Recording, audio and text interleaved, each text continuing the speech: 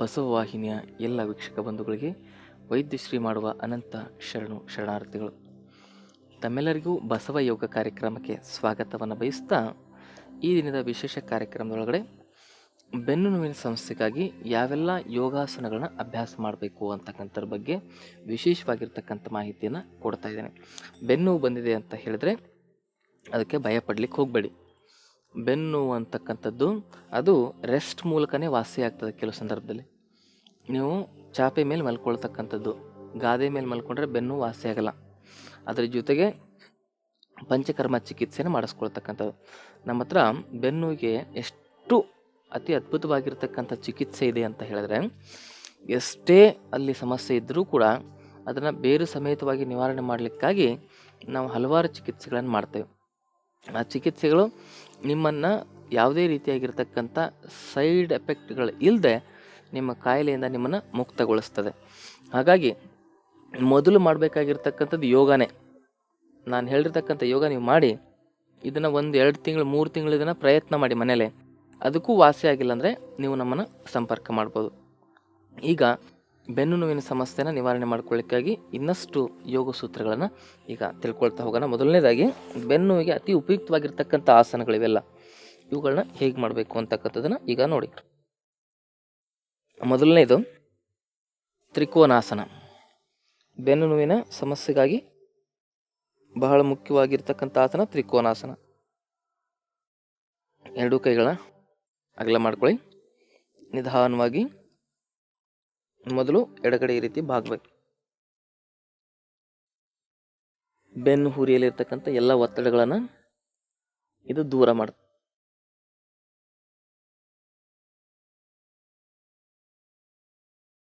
ಇದಕ್ಕೊಂದು ವಿಧಾನ ಇದೆ. ಆ ವಿಧಾನದ ಮೂಲಕ ನೀವು ಅಭ್ಯಾಸ ಮಾಡಬೇಕು. ಈ ತ್ರಿಕೋನಾಸನದ ನಂತರ ನಿಧಾನವಾಗಿ ನಿಮ್ಮ ಬಲಗೈಯನ್ನು ಈ ರೀತಿ ಮುಂದೆ ಚಾಚಬೇಕು. ಸಂಪೂರ್ಣವಾಗಿ ಎಡಗಡೆ ತಿರುಗಬೇಕು. ಈಗೇನು ಮಾಡಬೇಕು, ಎಡಗೈ ಹಸ್ತವನ್ನು ಕೂಡ ಮೇಲೆತ್ಕೋಬೇಕು. ಸಮಕೋನಾಸನ.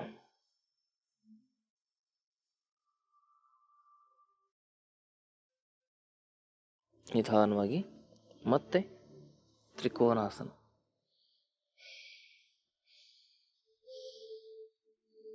ಈ ಸಮಕೋನಾಸನ ಮಾಡಿದಾಗ ಬೆನ್ನು ಹುರಿಯಲಿರ್ತಕ್ಕಂಥ ಬಿಗಿತ್ವ, ಜಡತ್ವ ಸಂಪೂರ್ಣವಾಗಿ ಕಡಿಮೆ ಆಗ್ತದೆ. ಹೀಗೆ ಸ್ಲಿಪ್ ಡಿಸ್ಕ್ ಆಗಿರ್ಬೋದು, ಡಿಸ್ಕ್ ಬಲ್ಜ್ ಆಗಿರ್ಬೋದು, ಎಲ್ಲ ಸಮಸ್ಯೆಯನ್ನು ಕೂಡ ಈ ಒಂದು ಆಸನಗಳನ್ನ ಮಾಡೋದ್ರ ಮೂಲಕ ನಾವು ನಿವಾರಣೆ ಮಾಡ್ಕೊಳ್ಬೋದು. ಇದೇ ರೀತಿ ಮಾಡಬೇಕು. ಹೀಗೆ ನೇರವಾಗಿ ಇಟ್ಕೊಂಡು ದೀರ್ಘವಾಗಿ ಉಸಿರುತ್ತಾ ಕೈಯನ್ನು ಗಮನಿಸ್ತಾ ಹೋಗ್ಬೇಕು. ಉಸಿರು ತೆಗೆದುಕೊಂಡಾಗ ಮೇಲೆ, ಉಸಿರು ಬಿಟ್ಟಾಗ ಕೆಳಗೆ. ಕೈ ಹೀಗೆ ಮಡಚಿರಬಾರ್ದು. ಕೈ ಏನಾಗಿರಬೇಕು, ನೇರವಾಗಿ ಈ ರೀತಿ ಚಾಚ್ಕೊಂಡಿರ್ಬೇಕು.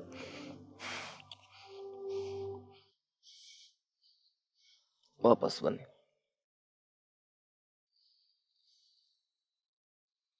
ನಿಧಾನವಾಗಿ ನಿಮ್ಮ ಬಲಗೈಯನ್ನು ಹಿಂದೆ ತೆಗೆದುಕೊಂಡು ಬನ್ನಿ.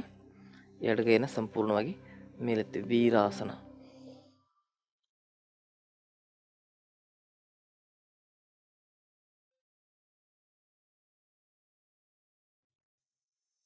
ಇದನ್ನ ಎಡಗಡೆ ಎಷ್ಟು ಬಾರಿ ಮಾಡ್ತೇವಲ್ಲ, ಬಲಗಡೆಯನ್ನು ಕೂಡ ಅದೇ ರೀತಿ ಅಷ್ಟೇ ಸಮಯ ತೆಗೆದುಕೊಂಡು ಅಷ್ಟೇ ಭಾರಿ ಅಭ್ಯಾಸ ಮಾಡಬೇಕು. ಈ ಎಡಗಡೆ 3 ಬಾರಿ ಅಭ್ಯಾಸ ಮಾಡಿದ್ರೆ ಬಲಗಡೆಯನ್ನು ಕೂಡ 3 ಬಾರಿ, ಎಡಗಡೆ 2 ಬಾರಿ ಅಭ್ಯಾಸ ಮಾಡಿದ್ರೆ ಬಲಗಡೆಯನ್ನು ಕೂಡ 2 ಬಾರಿ. ಒಟ್ಟಿನಲ್ಲಿ ಸಮತ್ವ ಅಂತಕ್ಕಂಥದ್ದು ಬಹಳ ಮುಖ್ಯ. ಈಕ್ವಾಲಿಟಿ.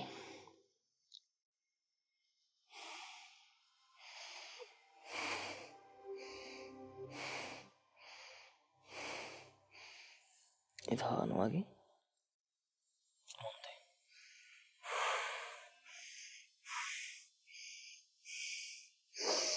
ದೀರ್ಘ ಉಸಿರಾಡಬೇಕು. ಯಾವುದೇ ಕಾರಣಕ್ಕೂ ಉಸಿರನ್ನು ಬಿಗಿ ಹಿಡಿಯೋದಾಗಲಿ ಶರೀರದ ಅಂಗಾಂಗಗಳನ್ನು ಬಿಗಿ ಹಿಡಿಯೋದಾಗಲಿ ಮಾಡಬಾರ್ದು. ನಿಧಾನವಾಗಿ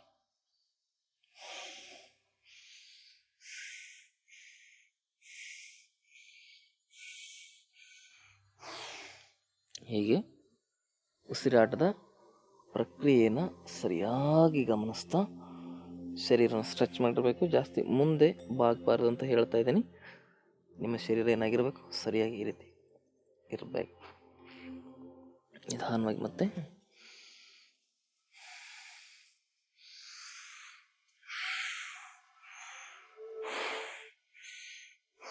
ಇದಾದಮೇಲೆ ವೀರಾಸನ.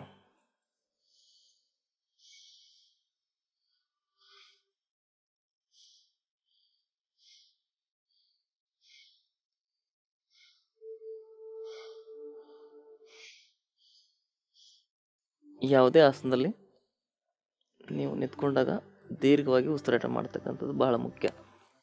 ವಾಪಸ್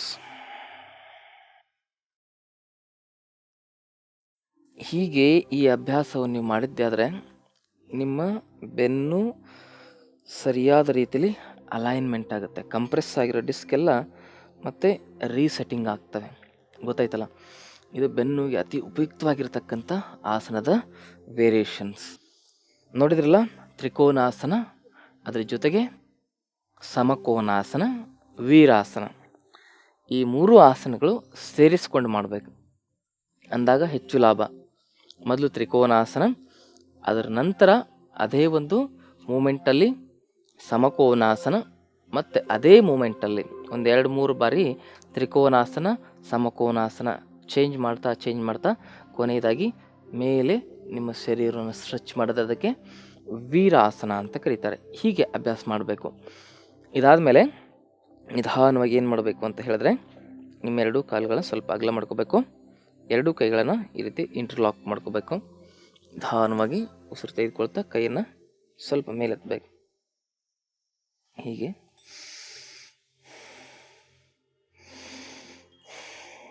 ಈಗೇನು ಮಾಡೋದು, ನಿಧಾನವಾಗಿ ನಿಮ್ಮ ಇಡೀ ಶರೀರವನ್ನು ಎಡಗಡೆ ಬಾಗಿಸೋದು.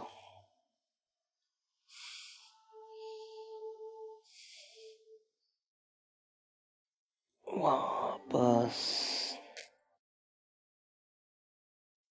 ಮೊದಲು ಈ ಆಸನ ಮಾಡೋ ಸಂದರ್ಭದಲ್ಲಿ ಸ್ವಲ್ಪ ನಿಮ್ಮಲ್ಲಿ ಸಮಸ್ಯೆ ಆಗ್ತದೆ, ಅಂದರೆ ಉಸಿರು ಜೋರಾಗ್ತದೆ. ಆ ಉಸಿರು ನಿಧಾನವಾಗಿವರೆಗೂ ಅಲ್ಲೇ ಅಭ್ಯಾಸ ಮಾಡಬೇಕು.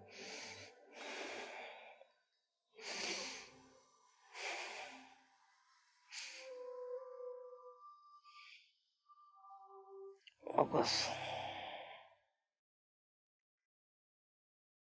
ಇದಕ್ಕೆ ಕಟಿ ಚಕ್ರಾಸನ ಅಂತ ಕರೀತಾರೆ. ಇದಾದಮೇಲೆ ನಿಧಾನವಾಗಿ ನಿಮ್ಮೆರಡು ಕೈಗಳನ್ನ ಮತ್ತೆ ಈ ರೀತಿ ಲಾಕ್ ಮಾಡ್ಕೋಬೇಕು. ಉಸಿರನ್ನ ಹೊರ ಹಾಕ್ತಾ ನಿಮ್ಮ ಬೆನ್ನನ್ನು ಸಂಪೂರ್ಣವಾಗಿ ಈ ರೀತಿ ಮುಂದೆ ಬಾಗಿಸ್ಬೇಕು.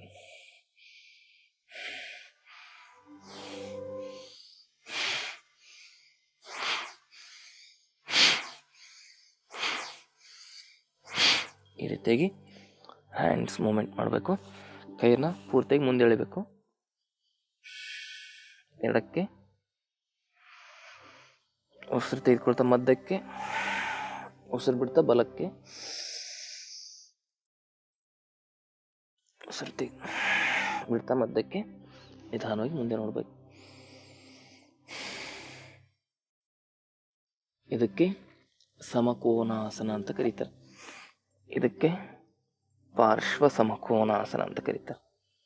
ಹೀಗೆ ಮಾಡ್ತಾ ಹೋದರೆ ಈ ಕೆಳಭಾಗದ ಬೆನ್ನು ಹುರಿಯಲ್ಲಿರ್ತಕ್ಕಂಥ ಸಮಸ್ಯೆಗಳನ್ನು ನಾವು ನಿವಾರಣೆ ಮಾಡ್ಕೊಳ್ಬೋದು. L1, L2, L3, L4, L5 ಅಂತ ಲಂಬರ್ ಡಿಸ್ಕ್ಗಳಿರ್ತವೆ. ಆ ಡಿಸ್ಕ್ಗಳಲ್ಲಿ ಏನೇ ಸಮಸ್ಯೆಗಳಾದರೂ ಕೂಡ ಈ ರೀತಿಯಾಗಿ ನಾವು ಸ್ಟ್ರೆಚಸ್ ಮಾಡೋದ್ರ ಮೂಲಕ ಅವುಗಳನ್ನು ಸರಿಪಡಿಸ್ಕೋಬೋದು.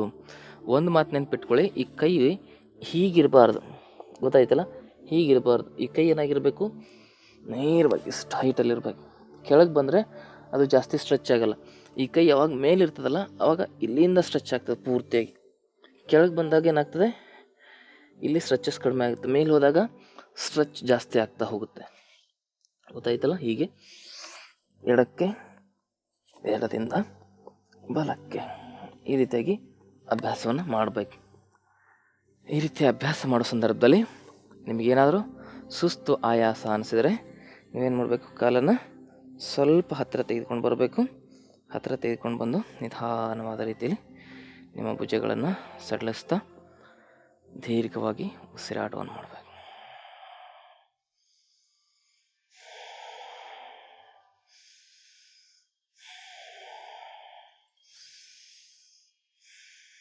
ಹೀಗೆ ಇದಾದ ಮೇಲೆ ಇನ್ನೊಂದು ಆಸನ ಬೆನ್ನು ನೋವಿನ ಸಮಸ್ಯೆನ ಸಂಪೂರ್ಣವಾಗಿ ನಿವಾರಣೆ ಮಾಡಲಿಕ್ಕಾಗಿರ್ತಕ್ಕಂಥದ್ದು. ಅದಕ್ಕೆ ಏನು ಹೇಳ್ತಾರೆ ಅಂತ ಹೇಳಿದ್ರೆ, ಪೃಷ್ಠವಲ್ಲಿ ಅರ್ಧ ಕಟಿಚಕ್ರಾಸನ. ಹೀಗೆ ಇಟ್ಕೋಬೇಕು, ನೇರ ನಿಂತ್ಕೋಬೇಕು. ನಿಧಾನವಾಗಿ ಉಸಿರು ತೆಗೆದುಕೊಳ್ತಾ ನಿಮ್ಮ ಬೆನ್ನನ್ನು ಹಿಂದೆ ಭಾಗಿಸ್ಬೇಕು.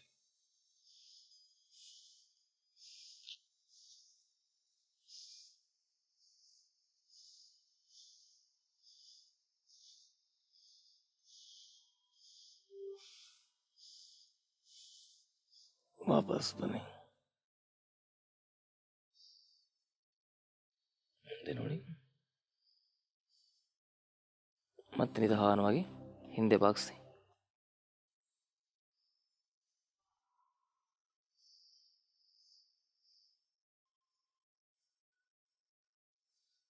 ವಾಪಸ್ ಮುಂದೆ ನೋಡಿ.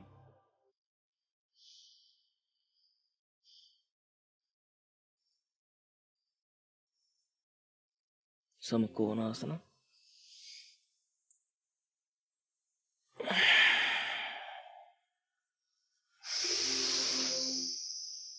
ಉಸಿರು ತೆಗೆದುಕೋಬೇಕು, ಉಸಿರು ಬಿಡಬೇಕು, ಉಸಿರು ತೆಗೆದುಕೋಬೇಕು, ಉಸಿರು ಬಿಡಬೇಕು, ಉಸಿರನ್ನ ತೆಗೆದುಕೋಬೇಕು. ಸಮಸ್ತತೆ. ಇದನ್ನು ಇನ್ನೂ ಸ್ಲೋ ಆಗಿ ಮಾಡಬೇಕು. ಎಷ್ಟು ಸಾಧ್ಯನೋ ಅಷ್ಟು ಸ್ಲೋ ಆಗಿ ಮಾಡ್ತಕ್ಕಂಥದ್ದು. ಹೇಗೆ ಉಸಿರು ತೆಗೆದುಕೋಬೇಕು,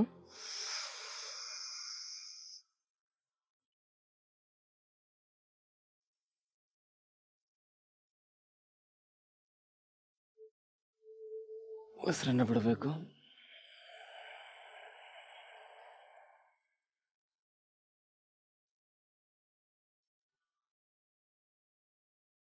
ಉಸಿರನ್ನ ತೆಗೆದುಕೋಬೇಕು,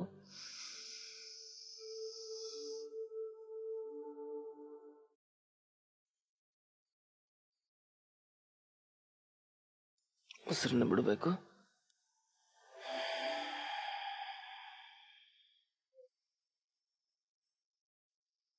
ನಿಧಾನ ಉಸಿರು ತೆಗೆದುಕೋಬೇಕು,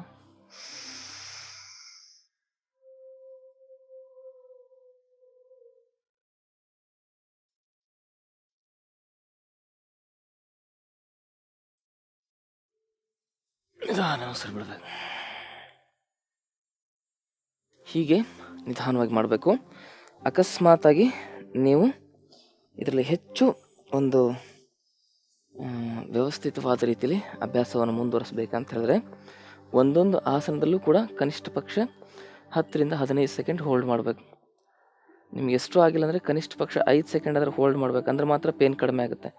ಹೀಗೆ ಕೆಳಗಡೆ ಬಾಗಿರ್ತೀರಲ್ಲ, ಹೀಗೆ ಕೈ ಇಟ್ಕೊಂಡಾಗ ಅಲ್ಲಿ ಕೌಂಟ್ ಮಾಡಬೇಕು. 1 2 3 4 5 1 2 3 4 5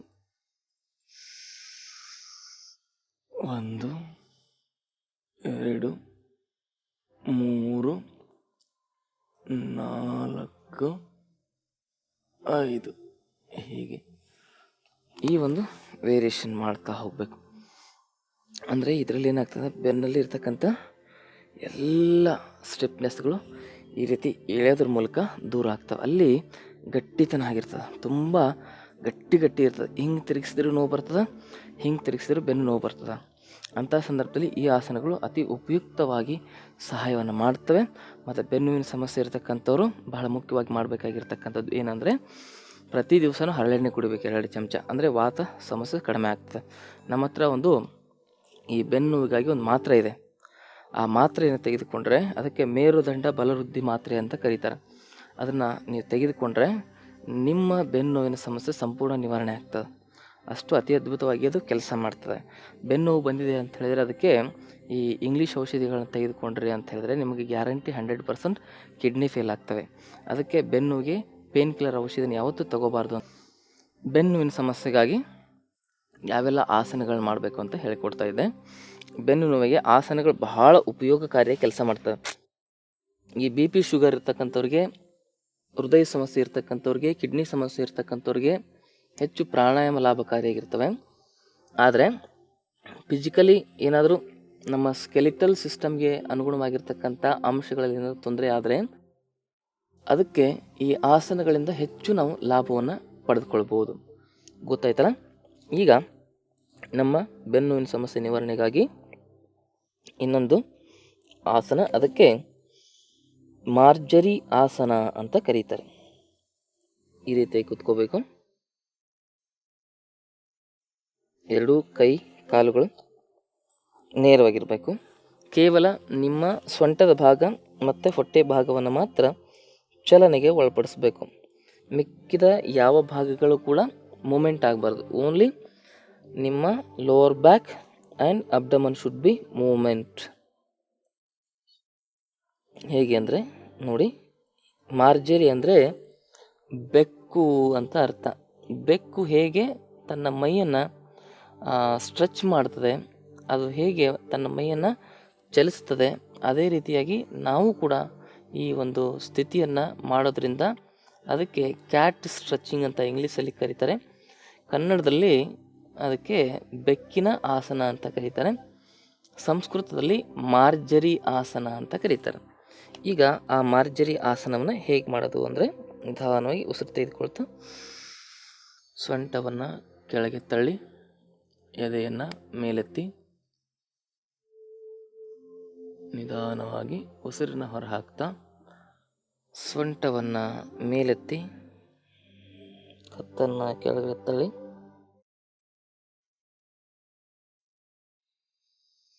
ನಿಧಾನವಾಗಿ ಉಸಿರನ್ನು ತೆಗೆದುಕೊಳ್ತಾ ಮತ್ತೆ ಸೊಂಟವನ್ನು ಕೆಳಗೆ, ಎದೆಯನ್ನು ಮೇಲೆ, ಮತ್ತೆ ಉಸಿರನ್ನ ಹೊರಹಾಕ್ತಾ ಹೊಟ್ಟೆಯನ್ನು ಒಳಗಡೆ ಇಳ್ತಾ ಸೊಂಟವನ್ನು ಮೇಲೆತ್ತಿ ನಿಮ್ಮ ಕತ್ತನ್ನು ಕೆಳಗಡೆ.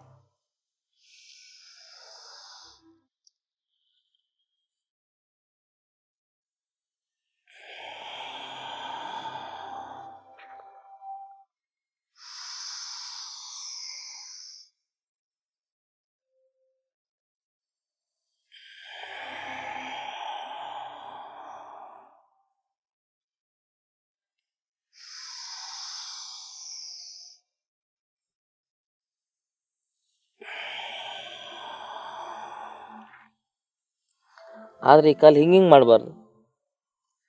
ಕಾಲು ಹೇಗಿರಬೇಕು, ಹೀಗೆ ನೇರವಾಗೇ ಇರಬೇಕು. ಕೇವಲ ನಿಮ್ಮ ಸೊಂಟದ ಭಾಗವನ್ನು ಮಾತ್ರ ಚಲನೆಗೆ ಒಳಪಡಿಸಬೇಕು.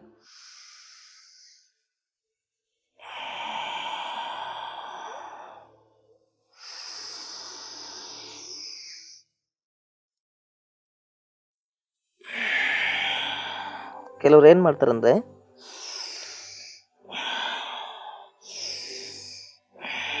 ಹಿಂಗೆ ಮಾಡ್ತಾರೆ, ಅದರಿಂದ ಯಾವುದು ಉಪಯೋಗ ಆಗಲ್ಲ. ಅಂದರೆ ಕೈ ಕಾಲುಗಳು ಹಿಂಗೆ ಅಲಗಾಡಬಾರ್ದು. ಇವೆರಡು ಸ್ಟಡಿಯಾಗಿ ಸರಿಯಾಗಿರಬೇಕು. ಕೇವಲ ನಿಮ್ಮ ಸೊಂಟ, ಎದೆ, ಕತ್ತು ಮಾತ್ರ ಚಲನೆಯಲ್ಲಿ ಇರಬೇಕು.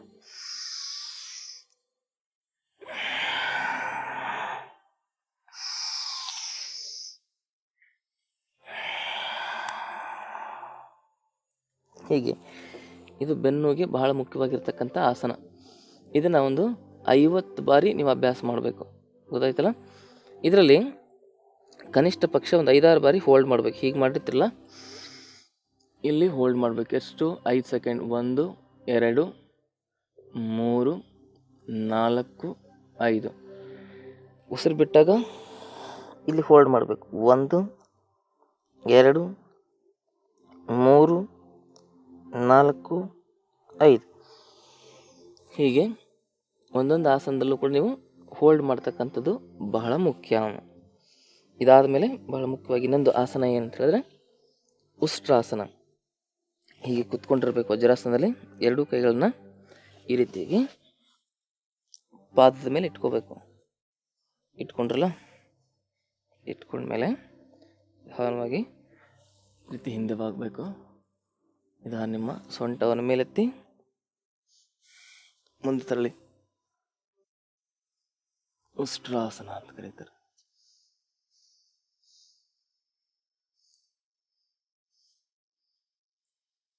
ವಾಪಸ್ ಬನ್ನಿ. ಈ ಆಸನವು ಕೂಡ ನಮ್ಮ ಬೆನ್ನುವಿನ ಸಮಸ್ಯೆ ನಿವಾರಣೆ ಮಾಡಲಿಕ್ಕೆ ಒಳ್ಳೆ ರೀತಿಲಿ ಹೆಲ್ಪ್ ಮಾಡ್ತದೆ. ಇದಾದ ಮೇಲೆ ನಿಧಾನವಾಗಿ ಅರ್ಧ ಚಂದ್ರಾಸನ. ನಿಧಾನವಾಗಿ ಎರಡು ಕೈಗಳ ಈ ರೀತಿ ಕಟ್ಕೋಬೇಕು. ಕಟ್ಕೊಂಡು ನಿಧಾನವಾಗಿ ಈ ರೀತಿ ಮೇಲೆ ನಿಂತ್ಕೊಂಡ್ಮೇಲೆ ನಿಮ್ಮ ಬೆನ್ನನ್ನು ಹಿಂದೆ ಬಾಗಿಸ್ಬೇಕು.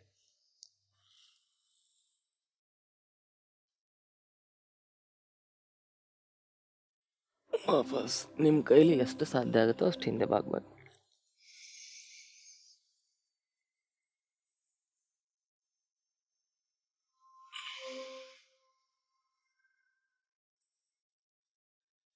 ವಾಪಸ್. ಇದಕ್ಕೆ ಅರ್ಧ ಚಂದ್ರಾಸನ ಅಂತ ಕರೀತಾರೆ. ಇದಾದ ಮೇಲೆ ಇದನ್ನು ಕೂಡ ಒಂದು 5 ರಿಂದ 10 ಬಾರಿ ಅಭ್ಯಾಸ ಮಾಡಬೇಕು. ಒಂದೊಂದು ಆಸನನೂ ಕೂಡ ಸರಿಯಾಗಿ ನೀವು 3 ರಿಂದ 5 ನಿಮಿಷದವರೆಗೂ ಅಭ್ಯಾಸ ಮಾಡ್ತಕ್ಕಂಥದ್ದು. ಇದಾದ ಮೇಲೆ ನೆಕ್ಸ್ಟ್ ಆಸನ ಯಾವುದಂತ ಹೇಳಿದ್ರೆ ವಕ್ರಾಸನ. ಎಡಗಾಲನ್ನು ಮಡಚ್ಕೊಳ್ಳೋದು, ಬಲಗೈಯನ್ನು ಎಡಗಾಲಿನ ಹೊರಗಡೆ ಹಾಕಿ ಬಲ ಮೊಣಕಾಲನ್ನ ಈ ರೀತಿ ಹಿಡ್ಕೊಂಡು ಈ ರೀತಿ ಹಿಂದೆ ತಿರುಗಬೇಕು. ಅಂದರೆ ನಿಮ್ಮಲ್ಲಿ ಅಲ್ಲೇನಾಗಿರ್ತದೆ, ಬೆನ್ನು ಹುರಿಯ ಸುತ್ತಲೂ ಹೆಚ್ಚು ಮಾಂಸಖಂಡಗಳಲ್ಲಿ